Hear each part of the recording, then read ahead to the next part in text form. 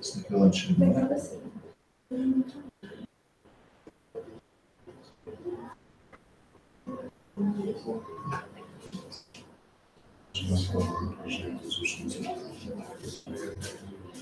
Está lançado mesmo.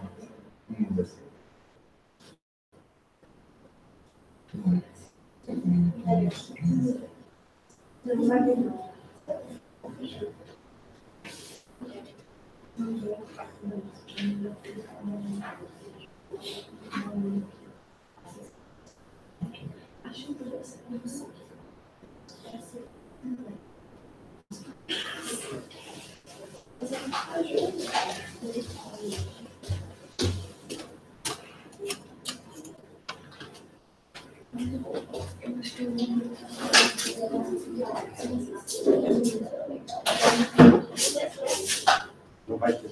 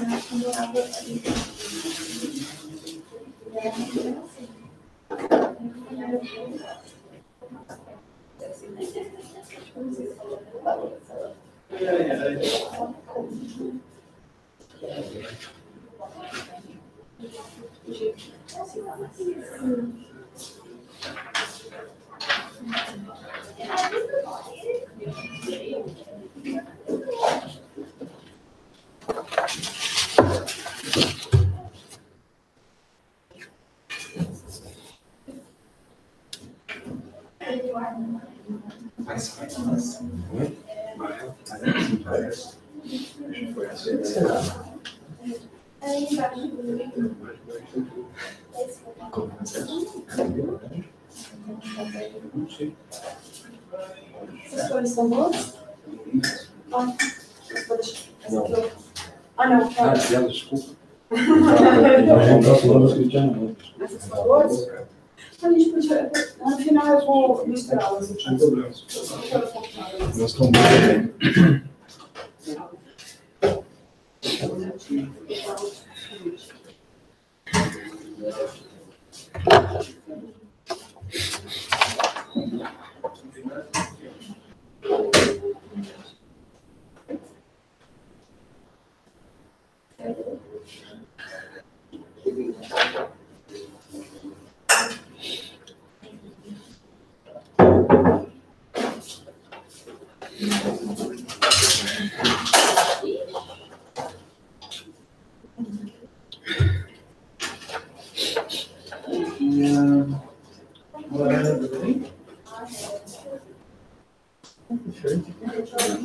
Você também não tinha visto? Também não. Eu achei que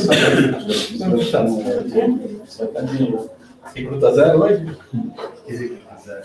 Sabe que é recruta zero? Também não sabe que é recruta zero? Assim, né? Você é novinho, você tem desculpa. Não lembra das cartas do recruta zero? Vamos lá. Vamos dar início, gente? Os caros irmãos. Good morning. Good morning, everyone. Welcome to our Sunday meeting.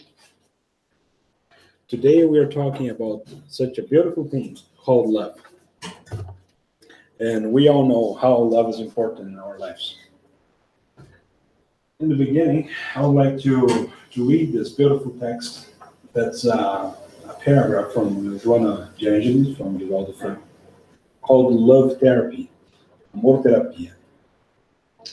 It's impossible to deny that love is the most powerful reality of life. It radiates from God and vitalizes the universe, maintaining the laws that generate balance.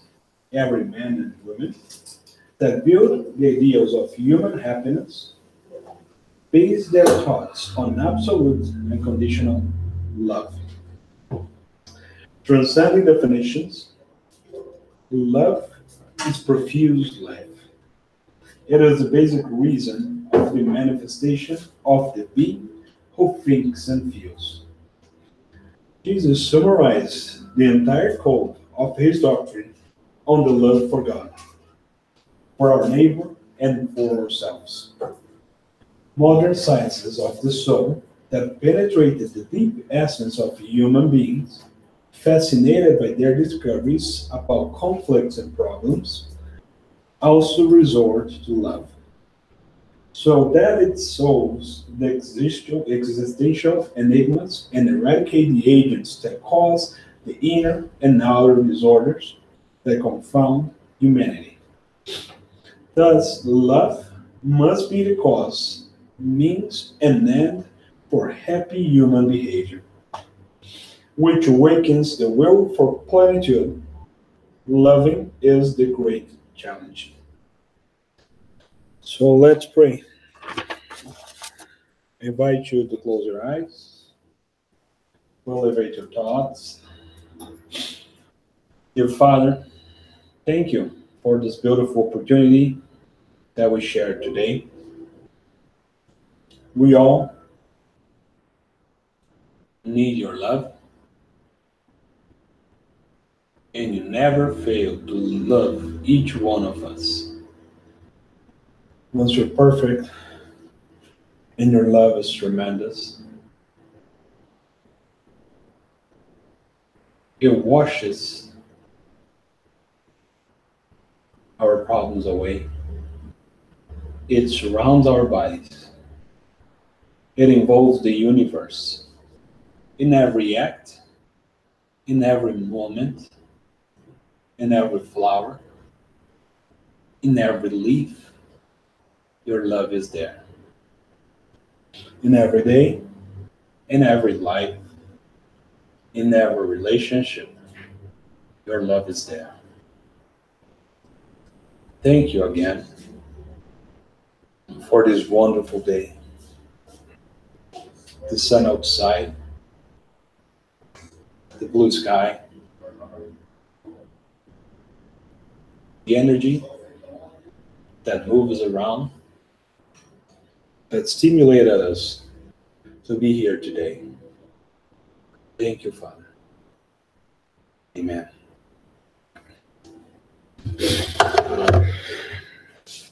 So good morning again. Sorry, I'm sick, so my voice is not as loud as it should be. I'm just recovering from a cold. But today we're going to talk about love and divine gift. And do I see different types of love around me? So when we talk about love, we know that love is the most powerful energy around us. And we're going to discuss very important points.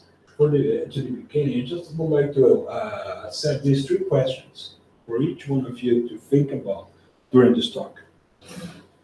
First one is, what is love? Second one is, what is self-love? And the third one is, are there different types of love?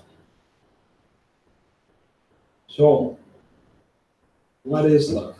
Isn't that an interesting question? We may say love is love, right? Do you really have a definition of what is love? And the second point is, what is self-love? It's very usual to see people saying, I'm very good to the others, I'm very good to others, but I'm not good towards myself.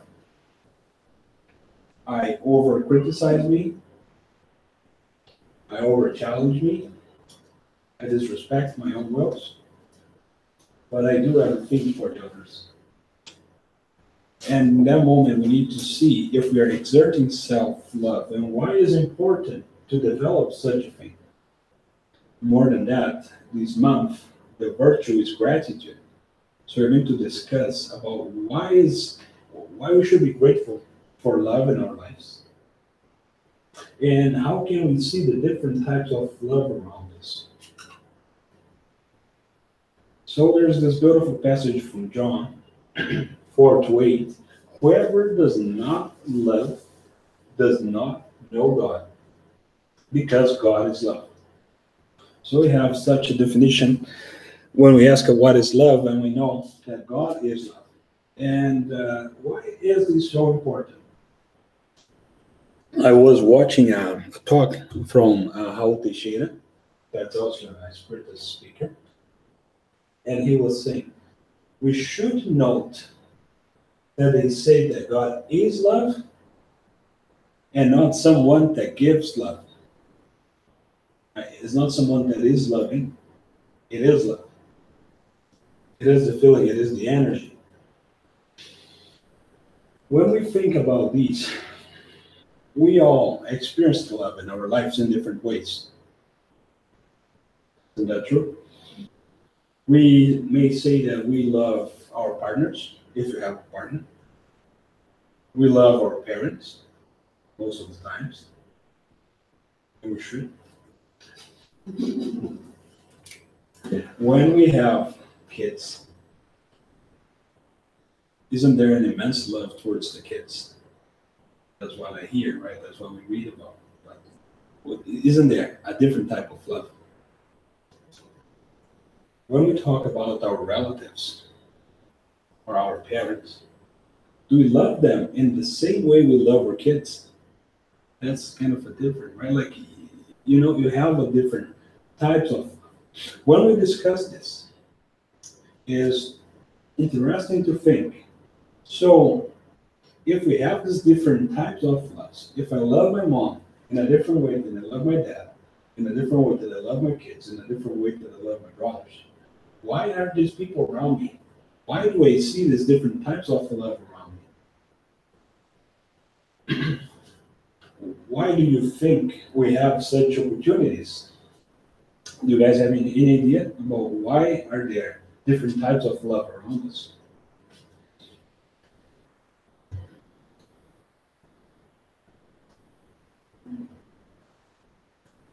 It's interesting, right?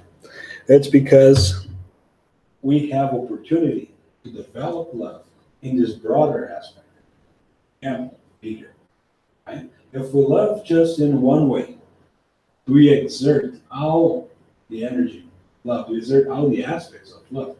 If I love my partner but don't love anyone else, and I exerting and developing the other aspects of love in my life. If I love my parents, but I don't love myself, and I exerting all the aspects of love in my life. So we know that God loves each one of us in the same way. And his love is such a tremendous power. And we still complain that we don't feel loved and we are alone, that people don't understand us. But more than anything else, what we must learn is that we can't give to anyone what we don't have inside us. If I don't love myself and I say, oh, I love other people, that must be anything but love. That's not true. Because you don't know what love is once you don't apply that to yourself. So how come you're giving something that you don't know what is it? That you don't understand, you don't feel it. You can give anything like submission, partnership, or something like that, but not love. It gives an understanding, but not love. So when we think about these and then we discuss about what is love in our lives, isn't that interesting? Because first of all, we need to define what is love. And that's a good moment for you guys to think as well. Like, how do I sense love? What is love for me?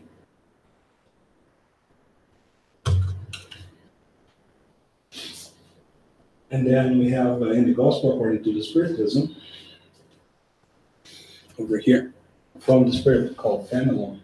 Love is of a divine essence, and everyone, from the most humble to the most elevated, has a spark of it, the sacred fire, in the bottom of their hearts. So many people may say, I don't know how to love. I never received love from anyone else, and now I don't know how to love back. But we received love from God, and we still receive love from God at every day, in every moment. If God didn't love us, we wouldn't be here today. There would be no existence. There would be no universe. There would be no movement. There will be no life. Life is a gift, such as love. So when we think about this, love is of a divine essence, and God is love. So we can feel this. We can feel this love in everything. So when we have our family sitting together and we feel the love around us, we can understand that the love is a gift from God. That basically is just a small derivation of God's love towards us. When we love a partner, that's the same thing. When we love our children, that's also another derivation of this beautiful love that comes from God. But we're still very unable to understand that.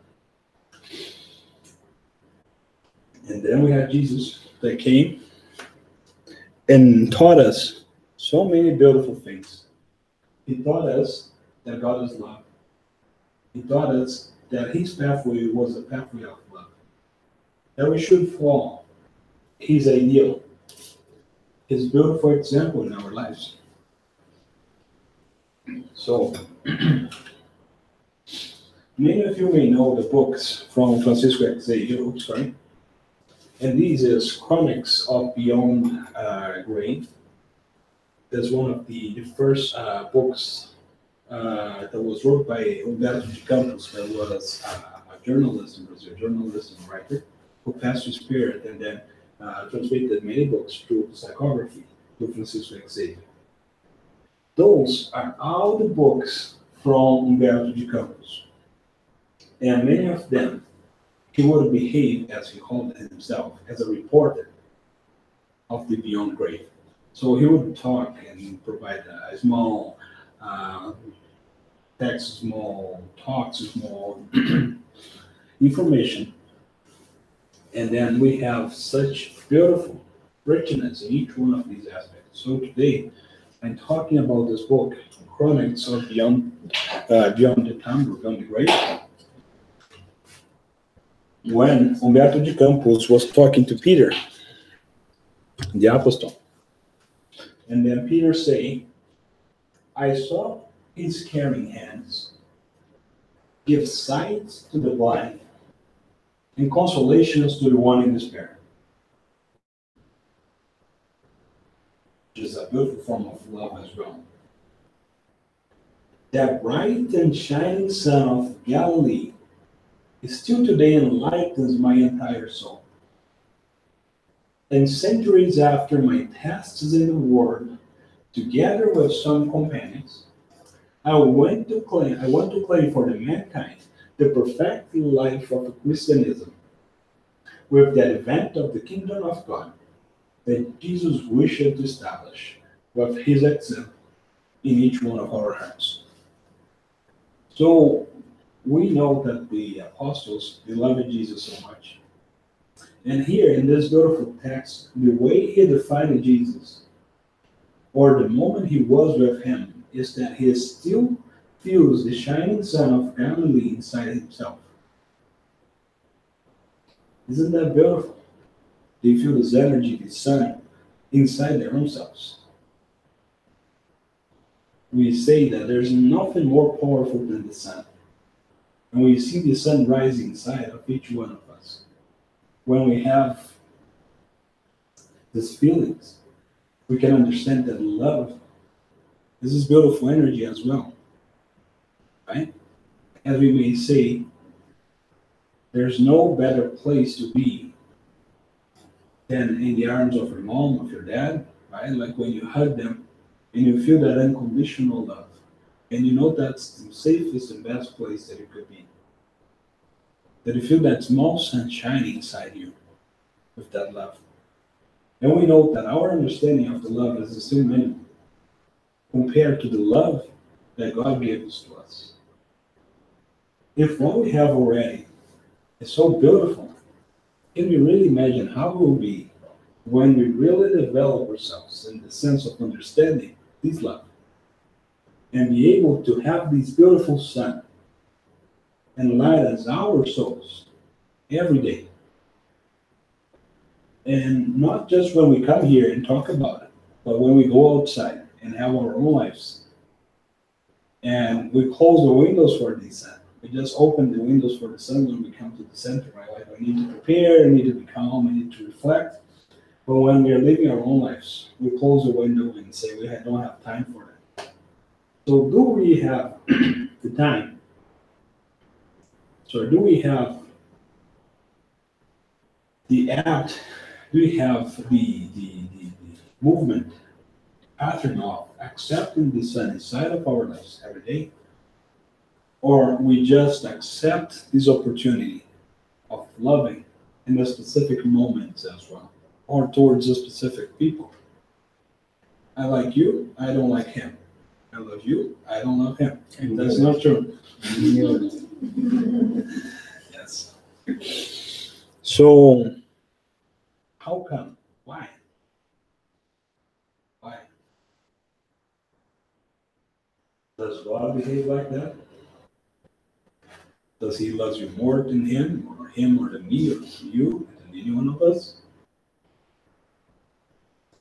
When we see that, we see our own imperfections in that sense.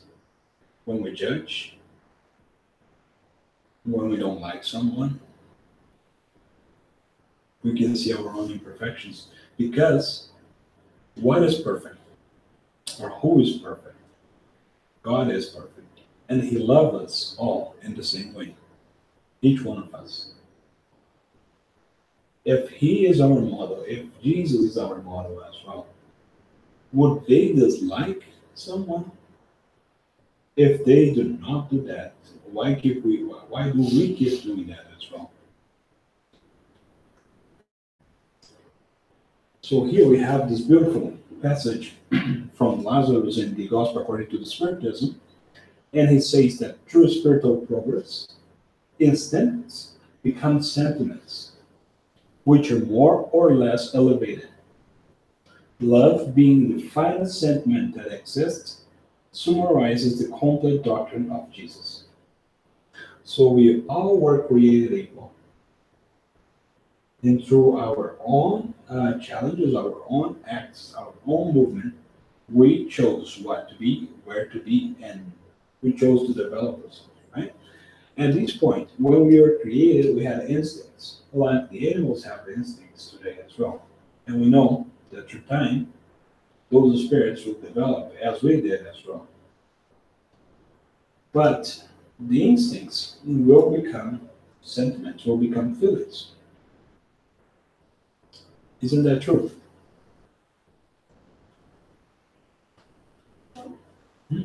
Yes, yes.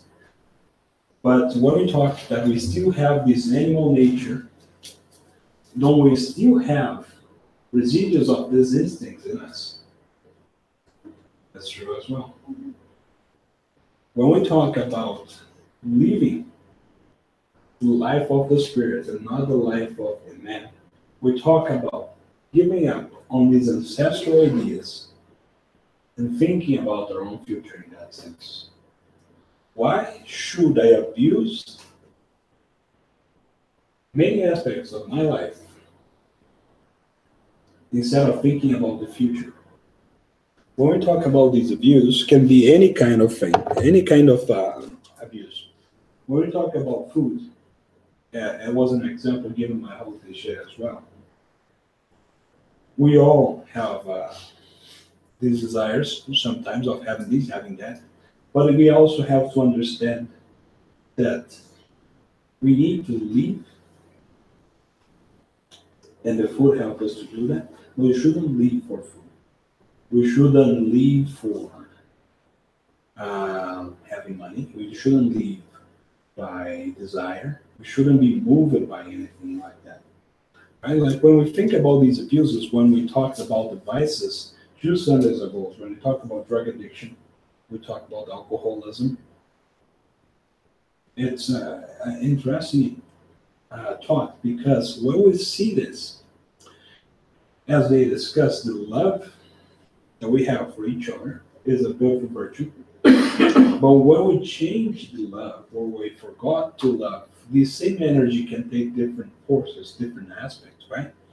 When they say that, there's a beautiful text from Francisco Xavier that talks, that says that love is such a beautiful thing But then hate is love that gets sick. We're going to go through that later and the talk. But we see that energy that is so beautiful. When we manipulate the energy the wrong way, it can become something else. You know? It's all the same energy, but we don't accept, we don't use, we don't feel, we don't have that with us.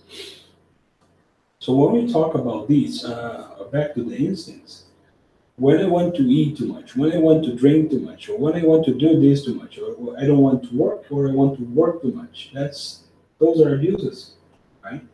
We don't use our own sense to understand what is important for the day, what is needed for this life, and we forget to work and live the life of the spirit, right? Because I don't need to think only about this existence.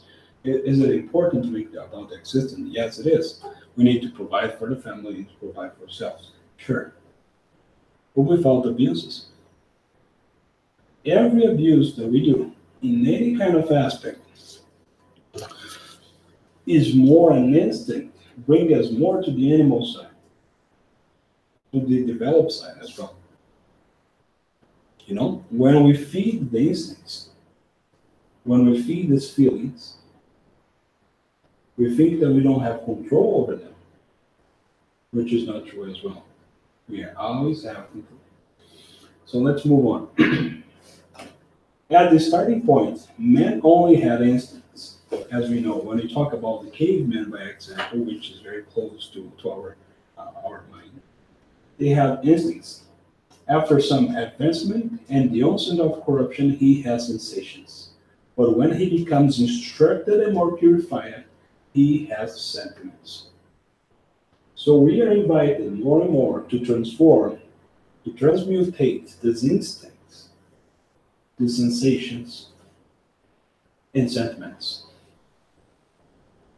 The most delicate apex of sentiment is love, not the vulgar sense of the word, but that inner sun which condenses and reconciles our aspirations in superhuman revelations and its ardent focal point. The law of love substitutes the selfishness of man with the harmonizing of all beings in brotherly love, thereby extinguishing social miseries. So, what we can see here that the most delicate apex of sentiment is love. When we're able to develop this love inside us, it is like a sun which condenses inside us. As we talk about Peter saying that Christ was a son, the son of Galilee, the moment he lived with him, was a sun inside himself. So here, the law of love substitutes selfishness. And that's also a very important point because selfishness is such a big thing nowadays within all of us.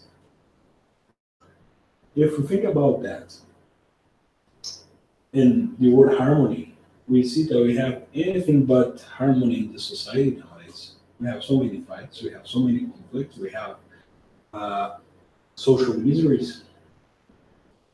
They had that in the past. They talk about that. And it was according to Spiritism. And we know that social miseries always existed. But that's also a sense of selfishness. When we think about just providing and helping ourselves and our family, and we don't think about providing and helping the other people as well. We should see each other as this beautiful spirit that each one of us. Why do I see people in a different way? Why do I love him and I love her? Why does that still exist inside us? When I see a colleague, I like him. When I see someone in the street, I don't like him. When I see someone in need, I don't like him. Why does that happen? I guess because of everything that you have said about being privileges our instincts and not our sentiments. because we don't see us as God's children. Because if we see God as Father of all of us, we see each other as brothers and sisters, and not as like only human beings, because we have a huge selfish inside of us still. Yes. And we just think about our own world, and we don't want to see others' miseries or others' problems Exactly. as our problems. Because when we start to looking ourselves with this love, we start to look to everyone with the same love. Yes. So when God says, when Jesus said that we should love one another, and we also should think that we should do to the others what I would like to be done to myself. And then you think and you put yourself in the position of a person in need. If I was there, wouldn't I be willing to receive some help? Wouldn't I be willing to receive some support? Would I like that the people that pass by me pretend that they don't see me, that they don't interact with me? Would I like to feel like trash? Some people say that. Would I like that? And then when we see them, many times they still pass by. They don't even look, they don't even think, and we judge, and we accuse. Would we like to be in the same situation? And if we were in the same situation, what would we like to receive? Would we like to receive judgment? Would we like to receive accusation? Or we would like to receive love and care and interaction, a treatment as a human being, not as a thing or someone in need, but as a fellow human being. Many times they do request or need to talk, but talk in the proper sense, not here you go, take these and go away. But like, how are you doing? You're fine today. And it's quite interesting if you have the opportunity to do that. And they answer back to you as a normal conversation. Right? It's not magic. It's not something they are regular people, aren't they? They have different problems. They are in different situations, but they have the same spirit inside themselves. So let's move on. Jesus again provides us with such immense love because we see in the Bible, in his gospel, that he never treated anyone differently. Everyone was welcome, from the rich man to the miserables, from the prostitutes and others. Everyone was received in the same way. He provides such a good example to our lives. Without judgment, he saw us as children of God as well.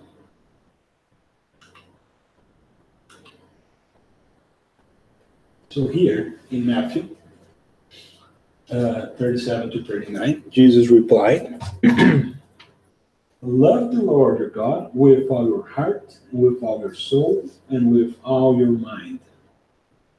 This is the first and greatest commandment. So here we talk about love for God, right? And with our heart, feeling, with our soul, living, and with our mind, thinking. So that's the same triangle that we have in the talks from Projeto Espiritualizado. Amar a Deus de todo o coração, de toda a alma e de todo o entendimento. Love God And this is the first and greatest commandment. So many days in our lives we wake up and we start to complain. We go to work and we start to complain. And then we get home and we start to complain. Then we go to bed complaining. And if we know and think that everything that is around us is from God, that God's energy is around us all the time, all the challenges that we have, all the difficulties that we have, are here for a specific reason, aren't they? When we see conflicts in our lives, a conflict exists because two or more people began to disagree about something, right? If there's no conflict from one side, you can say that you don't like it, but the act of the conflict doesn't happen until somebody responds to that. So when we see a conflict in our life, a confrontation, by example, shouldn't we think, why did that happen? Which was the cause of that? Yeah. There's an old saying back in Brazil that they say, quando não quer, dois não brigam. Exatamente. Exactly. So, did I like to feel angry, mad after conflict? If not, I should think, why did that start? How should I prevent that to happen again? So, every challenge that we have in our lives come to our lives for a specific reason. Because maybe we failed to accomplish that goal before, and now the challenge is here again for us to try to be better in the same test. So we should love God, and this is the first and great commandment. And the second one is like it, love your neighbor as yourself. Oh, it's very nice to love the people we know and the people we want to love, but it's very challenging to give to the people we dislike, we have problems with, we have conflict with, the same level of love, isn't it? But basically, it's something that we should work in ourselves. We should try to improve in our own senses, right? We all know. We can think, by example. We know the impact of a cigarette that it has in your health. And we know that every time you smoke a cigarette, you have more contamination inside yourself. Every time, the lungs will be with more toxic products inside. And then you have another one and another one. But why don't we think that everything against the law of God have the same impact inside us? If we fight, if we dislove, if I have conflicts, if I have anger, if I have excessive desire, wouldn't that be as negative to my soul as a smoking cigarette is as negative for my mind?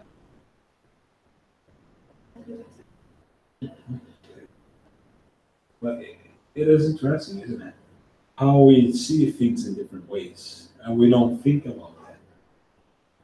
Sometimes we may think too much about the body and not enough about the spirit. And sometimes we forgot that we need care in both ways, right? Like, if we stop to eat, that's a problem. If I eat too much, there's a problem. We need to find a balance, right? But when we talk about the belief as well, what we can see is that many times there's a lack of belief. There's an absence of love towards God. They think God doesn't exist. And we know that God is around us. Thinking that God doesn't exist have such a negative impact. Not understanding what God can also have a negative impact. Many times we see the improper utilization of faith in humanity that will provoke wars, attacks, and violence. If we say that God is love, we can immediately see that those things were mistaken. When we talk about this beautiful love your neighbor as you love yourself, it provides us such a great idea, such a great material or food for thought, as they say in English. Because we need to bring now this love inside ourselves. Because we need to stop and think, do I love myself? And if I do, how do I do that? Because I say, oh, I love myself, so I provide good things to me. Oh, I love myself, so I deserve this. So I deserve a nice dinner, I deserve jewelry, I deserve a trip, I deserve this and that. But it's that love yourself. If you think as yourself, as a mortal spirit, if we love ourselves, would we caring so much about this things? Or we caring more about developing ourselves and getting close to God, to His love? Would we be using our time to fulfill empty desires? Or should we use our time to better understand God and His love towards us? If we love ourselves, by example, people may say, you should use better your time when you're at school, because you should learn, and that will be important for your life. And we can think in the same kind of way. If I love myself, I'll focus on that point to understand, and then we get a better opportunity afterwards. If I have this opportunity, this is a specific lifetime right now, why do I have this lifetime? Well, did I came here with a missionary mission? That's not likely. I'm not a missionary soul, right? Very, very few spirits will come on a missionary mission. So why are we here today? Or because I had to, or because God gave an opportunity to me? Is this a challenge, or is this an opportunity? Would we be here without our will? We all know that we asked and we worked and we fight for the opportunity of being here today. Isn't that true? If you go back to the books and you read books like Astro City, Mosula, from André Luiz, you see many families working together to receive the opportunity to come back and work on the aspects they have flaws. So why is that important? Why are we here? Why do we complain so much about this? If that's our will, and that was a gift from God for us, so something must be wrong, right? If God loves us, then we should love ourselves. Why do we see this lifetime as a challenge, as being full of sorrow? Why we should be full of love? And we can see God's love in everywhere, right? Like, we can spend our whole lives. We can spend our whole lives not caring about anything. When we talk about depression, that is such an important disease nowadays. And we learned that depression basically is one of the diseases that takes more time of the life of the people than anything else. Because the unwillingness to do anything, put the person in a position that is unwillingly to do anything, to leave home, to leave the room, to leave the bed. And many times, as we talked in September, can lead to terrible things such as suicide. And that's basically a lack of self-love. Sense. And in one of the talks from Aline, from Project Nietzsche, they talk that depression can make you see black and white. And many times when we walk through our life, we see many things in black and white. Basically, we forgot to see that there's a beautiful bouquet of flowers over here. We forgot to admire these flowers. We forget that we are breathing a pure air. We forget to look at the sky. We forget to look at the See the sky. clouds, like we used Exactly. to do when we were children. Indeed. The sky, clouds. And isn't that amazing? Simple things. Simple things, indeed. Isn't that important? Because when we focus too much on our problems and the things we have to do now, we forgot to look around. If you think about, like, to every house, if you look inside, oops, back. I don't know what happened. Oh, thank you. In every house, there's a different family. There's a different environment. In every company, there's a different environment. And we live our lives in very small places. I live my life inside my home and inside my work, and I don't see anything in between. I may never see that besides the building that I work can be a beautiful garden. Can be people that I would like to know, to meet. And then basically we forget about the opportunities that we are missing in this lifetime. Every time that I get home and close the door, I spend the night watching TV, I miss all the opportunities around me in that sense as well. What could I be doing?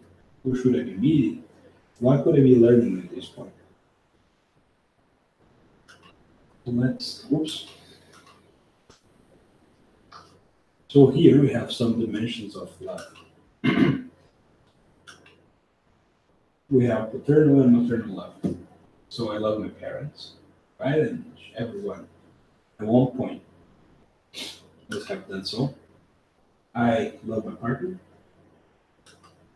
I can love my children. I can love my friends, my colleagues. And very important is self-love. These are all aspects of love, or some of the aspects of love in our life. When we see this, we should think of each one of these as a flower or a seed. Each one of us have these seeds inside us. When we talk about virtues and we say that virtues are like seeds and we need to provide for those seeds, for them to blossom, for them to grow, we can think that each one of these aspects here are like a different seed. So nobody comes to here to not learn about each one of these many times. Spirit and missionary mission. You will not have a partner, as we can see in many cases, because of the work they do or where they are. That's not a problem. But us regular spirits, we are here to develop in all sorts of ways. And we can see that many times we have a virtue that's more developed than another virtue. It's still far away of being perfect, but maybe more developed. But we here come to develop our love, each one of these aspects as well. We come here to love our parents, to love our family, to love our partner. Many people nowadays say, I will not have children. I don't have time, or I don't have money, or I don't want to have children. Children will just be a harass in my life. I don't want children. I don't want to spend my life caring for others because I want to enjoy my own life. If we think that we come here with this opportunity And every lifetime we have this opportunity to grow. And God provides us in our perfect bodies, each one of us, the opportunity of doing that. Why should I deny this opportunity for myself? When we see that we don't want to provide care for another soul, to enjoy our life, aren't we being egotistic, selfish? And we think that when we have the opportunity of being parents, the kid that is coming is another spirit. So we are also providing an opportunity for them. Come. We will learn from them, and they will learn from us. And the same thing happens in each one of these aspects. We learn from our parents, and they learn from us. We learn from our partners, and they learn from us. We learn from our brothers, and they learn from us as well. And importantly, we need to learn how to love ourselves. When we look inside us, what do we see? When I look inside myself, what do I see? Do I see one lifetime? Do I see an immortal spirit? Do I see someone in need of improvement? Or do I see, or I don't see that? We use masks all the time. You know what? I can do that tomorrow. I can do that next week. But as a leader many times says in his talks, someday I will do that. Someday is not in the calendar. You can't point to someday. You can't point at sometime. And there's that beautiful saying from Francisco Xavier, as many of us know, saying that we can't go back and make a new beginning. But we can start right now and make a different ending. So the invitation for self-love, no matter what we felt before, like I have no solution for my problems. Isn't that just a perspective? If I see things from a different perspective, wouldn't I start to love myself more? From the first day I start to love myself more, wouldn't be that day completely different from all the days I had before? And many times we see problems, like we talked before, as depression,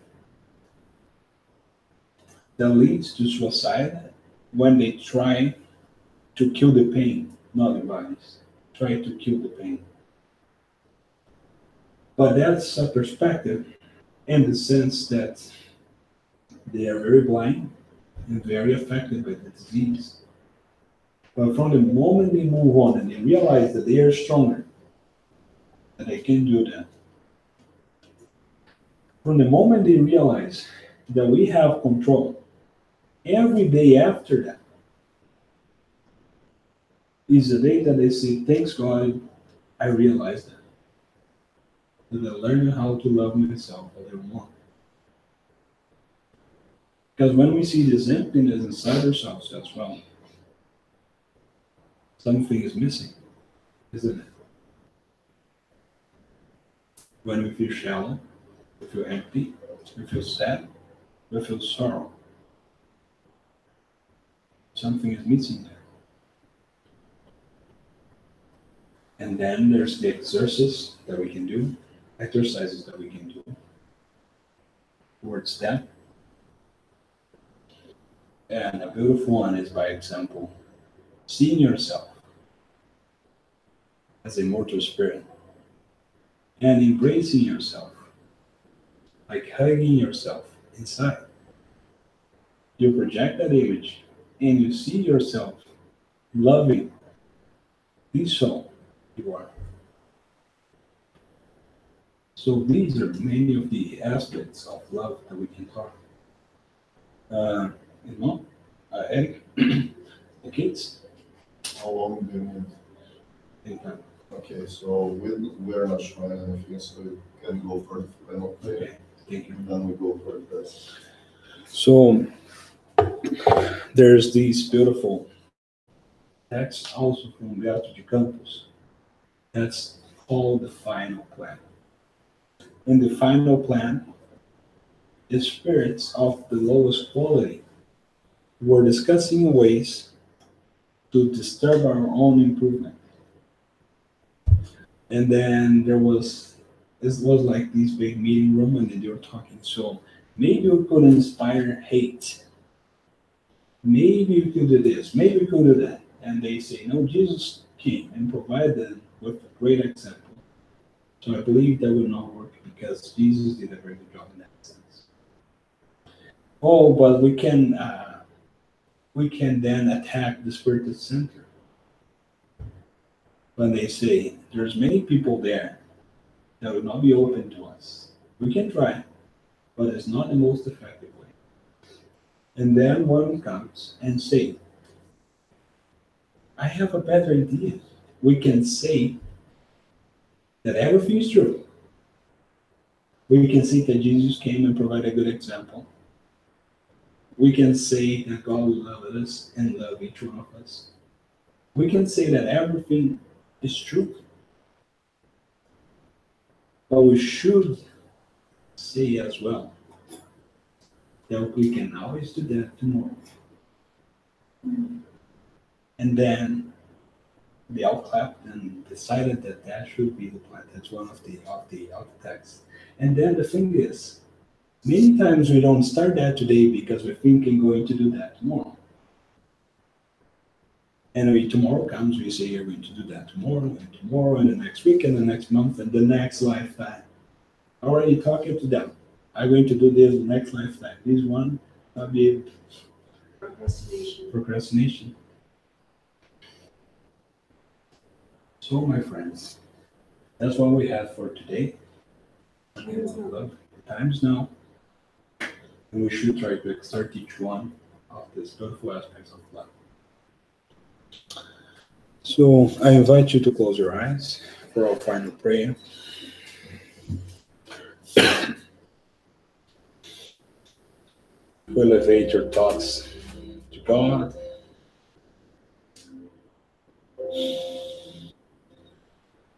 Thank you, Father, for the immense love we share every day in our lives, in this room at each moment, for the opportunity that we have to learn from you and your Son. For this beautiful place we can call home. This beautiful center where many brothers and sisters come together to learn from you, each one of us, to live your life, each one of us. It is multiple aspects and types, as we discussed today. You're mirroring your divine love in a relative way. Thank you for each opportunity that we have to grow.